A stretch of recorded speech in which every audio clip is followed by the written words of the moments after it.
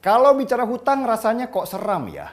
Kebayang kalau suatu waktu kita gagal bayar terus rumah yang kita jaminkan disita sama bank. Belum lagi harus berhadapan dengan debt collector yang wajahnya diseram-seramkan. Repot banget pastinya. Hutang jadi nggak menarik kalau pas bayarnya. Tapi waktu minjamnya, rasanya manis banget. Itu yang ada di pikiran banyak orang awam tentang hutang. Sehingga kalau ada yang bicara hutang, langsung deh nadanya seperti ketakutan. Gimana nanti kalau nggak bisa bayar? Tapi kalau bicara hutang negara, situasinya pasti berbeda. Tidak ada jaminan di sana. Yang ada hanya kepercayaan. Percaya bahwa negara bisa bayar dilihat dari seberapa besar pendapatan negara itu. Juga dilihat apakah selama ini cicilan hutang negara ke yang memberikan hutang itu lancar. Kalau selama ini lancar, ya aman. Berikan mereka hutang lagi, pasti akan dibayar.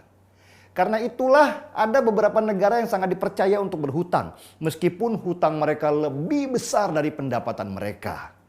Contohnya Jepang. Jepang sekarang ini punya hutang hampir 180 ribu triliun rupiah. Hutang Jepang lebih besar dari pendapatan mereka. Tapi kenapa kok Jepang terus dihutangi? Ya karena mereka nggak pernah gagal bayar. Orang tetap percaya kalau Jepang berhutang. Nggak ada jaminan apa-apa. Yang ada cuman surat hutang saja. Begitu juga Amerika. Hutang Amerika ke banyak lembaga dan negara lain totalnya sudah hampir mencapai 800 ribu triliun rupiah. Sama dengan Jepang, hutang Amerika jauh lebih besar dari pendapatannya. Tetapi kenapa Amerika masih dipercaya untuk dihutangi? Ya karena kepercayaan itu bahwa negara sebesar Amerika tidak akan bangkrut atau jatuh. Kalau Amerika bangkrut, seluruh dunia akan bangkrut. Makanya Amerika dijaga terus supaya nggak bangkrut. Dengan cara apa? Ya dihutangi terus.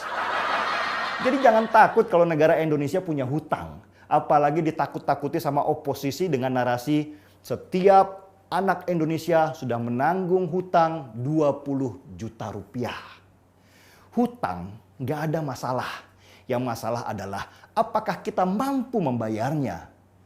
Hutang negara kita bukan hanya ada sejak zaman Jokowi saja. Bahkan sejak zaman Soekarno itu juga sudah ada. Sebagai negara baru kita perlu uang untuk membangun negara kita, sedangkan kas kita kosong. Gimana caranya? Ya hutang dululah. Begitu juga zaman Soeharto yang berkuasa 32 tahun lamanya, hutang terus untuk bangun jalan, bangun gedung, dan bangun sistem ekonomi di Indonesia. Semua dibangun dengan hutang tanpa jaminan. Ada juga sih hutang yang ditukar dengan kepemilikan tambang misalnya. Masalahnya ketika duit hutangan sudah di tangan, apa yang dilakukan? Sebagian buat bangun negara. Dan kebiasaan zaman dulu sebagian buat bancaan, korupsi besar-besaran. Belum lagi komisi sebagai penghubung antara penghutang dengan yang ngutangi. Anggaplah dapat 1% saja komisi dari hutang 1.000 triliun. Dapat berapa tuh ya? 10 triliun. Banyak juga ya. Akhirnya hutang yang awalnya untuk bangun negara sebagian dipakai konsumtif buat party-party. Yang bayar ya kita ini sekarang dengan pajak. Karena hutang nggak dibangun untuk sektor ekonomi, pendapatan kita juga nggak nambah-nambah. Lah terus gimana solusinya? Ya hutang lagi, dikorupsi lagi. Begitu terus sampai akhirnya Jokowi dipilih untuk memimpin bangsa ini. Jokowi menerima warisan hutang ribuan triliun rupiah. Catat ya, ada yang jatuh tempo, harus dibayar secepatnya. Ada yang cicilannya masih panjang sampai ke bulan. Yang ada di pikiran Jokowi waktu itu ketika menerima warisan hutang bukan seberapa besar hutangnya. Tetapi bagaimana cara membayar hutangnya.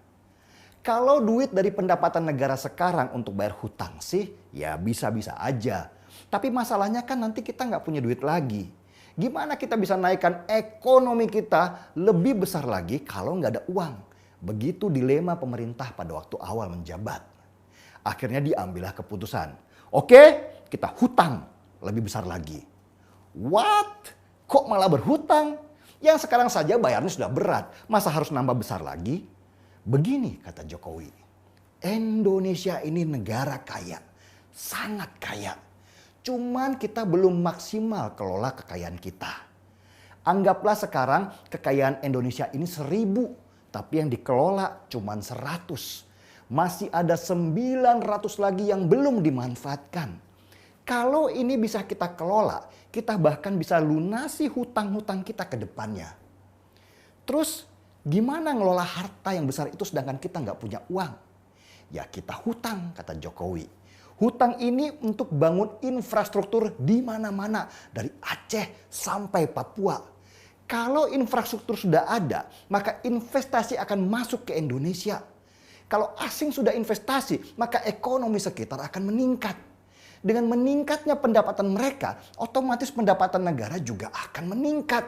Dan meski hutang kita besar, tetapi ekonomi kita juga akan membesar. Ketika ekonomi kita besar, mau sebesar apapun hutang kita sekarang, kita akan bisa membayar. Ketika kita bisa bayar, maka kita akan mendapatkan kepercayaan internasional. Kalau internasional sudah percaya sama Indonesia, akan banyak lagi perusahaan asing yang masuk ke sini. Kalau mereka lebih banyak lagi masuk ke sini, maka ekonomi kita akan lebih besar lagi. Begitu seterusnya sampai kelak Indonesia akan menjadi raksasa. Kalau memahami penjelasan di atas, akhirnya kita paham bahwa bukan seberapa besar kita punya hutang, tetapi seberapa besar kita mampu memanfaatkan hutang. Itu yang tepat. Dan itu yang ada di pikiran Jokowi yang visioner dan mampu melihat 1.000 tahun Indonesia ke depan.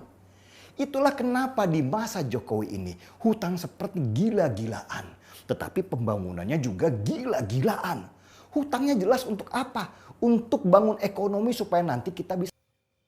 Ya, halo teman-teman, selamat datang lagi di channel ini. Salam inspirasi, salam NKRI, harga mati.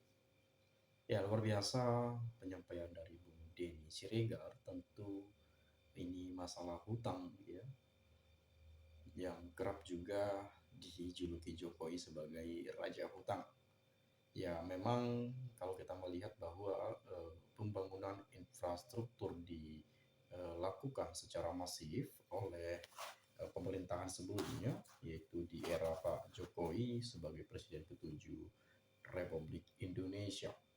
Ya, dengan membangun infrastruktur inilah hutang Indonesia semakin membengkak, ya, tahun ke tahun semakin meningkat. Nah, kalau misalnya pembangunan infrastruktur itu banyak investor misalnya gitu ya, atau ya bisa kita sebut masalah pembangunan ini itu dan lain-lain ya. Memang kita akui banyak ya, sampai ke desa-desa juga banyak ya, banyak sekali sebetulnya. Tapi ya itu tadi menambah hutang negara. Nah, tentu kalau kita melihat bahwa ketika hutang banyak, yang ujung-ujungnya rakyat juga yang membayar ya, dari pajak rakyat. Nah, jadi pembangunan infrastruktur tentu apalagi jalan-jalan adalah suatu akses ya, untuk menuju suatu wilayah atau daerah A ke daerah B itu lebih cepat. Ya misalnya seperti pembangunan jalan tol yang sekian ribu kilometer, sekian kilometer dan seterusnya dan seterusnya. Yaitu membantu para ya mungkin kalau ingin membuat suatu perusahaan itu lebih sudah ada modal ya, karena ada jalan atau ada akses seperti itu kira-kira, atau mempercepat ya, ketika kita ingin pergi ke sana lewat jalan tol itu lebih cepat juga. Nah, inilah yang menjadi suatu keuntungan bagi kita juga sebetulnya. Tapi bagi pandangan banyak orang bahwa ya ngapain bangun ini itu dan lain-lain, tapi kalau ngutang ujung-ujungnya rakyat yang terbebankan. Nah, itu banyak juga sebetulnya ya. Nah, jadi saya melihat bahwa inilah yang menjadi hal yang membuat hutang semakin banyak di Indonesia. Di era Pak Jokowi misalnya 8.000 triliun ya, itu bukan jumlah yang sedikit ya. Warisan hutang yang diwariskan oleh Pak Jokowi ke presiden kita Bapak Prabowo Subianto. Nah, tentu ini menjadi suatu tantangan juga menurut saya bagi pemerintahan ini dikarenakan di tengah gonjang-ganjing politik, di tengah dansa-dansa politik yang terus-terus memanas, dengan berbagai kasus, dengan berbagai persoalan-persoalan yang terjadi, ya tentu hutang ini juga harus dipikirkan bagaimana untuk melunasi atau setidaknya mencicil plus bunga-bunganya. Nah, jadi ke depan memang bagaimana pemerintahan ini bisa lebih produktif dalam mengeluarkan kebijakan atau ingin membuat suatu program, misalnya masalah pembangunan atau program-program yang lainnya harus dipikirkan dengan matang ya, apa dampak ke depan, apa efek ketika ingin mengeluarkan kebijakan ini atau ingin membuat itu dan lain-lain, apa dampaknya, apa manfaatnya. Nah, Pak Jokowi dulu kalau kita ingat bahwa pembangunan infrastruktur, jalan-jalan dan segala macamnya itu ke depan akan berguna meningkatkan pertumbuhan ekonomi di suatu wilayah tersebut. Nah, tetapi memang di zamannya Pak Jokowi kita melihat bahwa pertumbuhan ekonomi pun semakin menurun dibandingkan di era Pak SBY ya pada saat itu selama 10 tahun.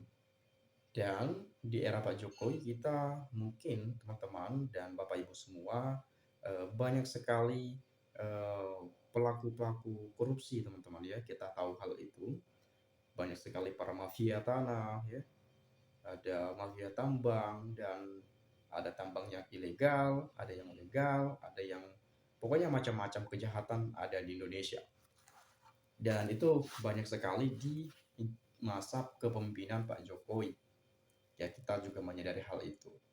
Nah, tetapi kita bersyukur juga sebetulnya dan kita juga berterima kasih atas pikiran, gagasan, legacy yang disumbangkan oleh Pak Jokowi selama menjabat selama 10 tahun. Ya, banyak juga manfaatnya sebetulnya. Ya, banyak juga manfaatnya sebetulnya. Ya, meskipun banyak kritik-kritikan pedas dan itu hal yang biasa gitu ya teman-teman ya, hal yang biasa dan itu sifatnya yang lumrah menurut saya, apalagi beda pandangan dan beda pendapat. Nah, tentu memang ke depan kita mengharapkan bahwa ketika kita mengetahui kondisi keuangan negara sudah menipis misalnya, ya bisa dipangkas juga tuh. Nah, seperti baru-baru ini masalah IKN contohnya anggarannya sudah diblokir kalau nggak salah, artinya stop pembangunan. Atau misalnya ada pemangkasan 81 atau 80 triliun ya, ada untuk ke desa-desa misalnya ya. Dan macam-macam sebetulnya sudah dilakukan oleh Pak Prabowo sebagai presiden, memangkas anggaran ini itu dan lain-lain. Ya, mungkin itu berguna untuk meminimalisir ya. Tapi kita harus fair di sini, harus juga betul-betul memperhatikan bahwa ketika kita pangkas anggaran ini itu apa dampaknya, apa efeknya. Memang sering sekali kita berpikir bahwa banyaknya kebocoran masalah anggaran ini karena ini uang ada setannya juga nih teman-teman ya. Panas juga sebetulnya ya. Jadi sering juga masyarakat berasumsi dan juga menduga bahwa ketika dikeluarkan anggaran sekian triliun untuk ke desa misalnya, sekian miliar, sekian ratus juta untuk desa, tetapi kalau kita melihat bahwa itu ada potongan-potongan ini, itu, dan lain-lain, dan bahkan ya banyak sekali perilaku kejahatan. Ya ada yang korupsi lah, ada yang nggak nyampe ke masyarakat lah, dan lain-lain. Itu banyak sekali juga kita temukan. Dan itu kita pasti bisa menduga dan bahkan berasumsi bahwa ketika kita melihat maraknya korupsi di Indonesia, ya. Lalu kalau kita juga menyadari bahwa ya pemangkasan-pemangkasan anggaran ini juga sebetulnya harus fair. Ya ketika dilakukan ke sini, ya misalkan di kementerian Pak Prabowo sekalipun, ya boleh juga tuh. Ya masalah anggaran untuk transportasi misalnya, mobil dinasnya, merek apa, ya itu bisa dipangkas juga sebetulnya. Dan misalnya rumah dinasnya bentuknya gedungnya seperti apa, atau mungkin, fasilitasnya ya, nggak perlu terlalu mahal-mahal misalnya gitu ya, itu juga perlu dipangkas juga sebetulnya ya. Jadi harus fair juga, harus adil. Nah, kalau misalkan seperti kita mendengarkan ada debat di DPR kemarin, ada rapat ya masalah anggaran juga, ada dari Komisi 5 yang mengatakan yang kalau bagaimana membangun sebuah jembatan gantung kalau jalannya nggak ada, misalnya seperti itu kan sama aja bohong. Jadi ini yang harus perlu diperhatikan ke depannya. Mungkin teman-teman ada penyampaian yang lain, boleh silakan juga sampaikan di komentar ini. Saya juga minta maaf ya, ini tengah malam agak sedikit kecil suara gitu ya. Takut orang terganggu tidur juga. Ya mungkin itu saja. Sekali lagi saya ucapkan terima kasih. Salam NKRI.